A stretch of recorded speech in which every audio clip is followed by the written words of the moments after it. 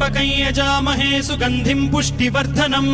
उर्वारुकमिव बन्धनान् मृत्योर्मुक्षीयमामृतात्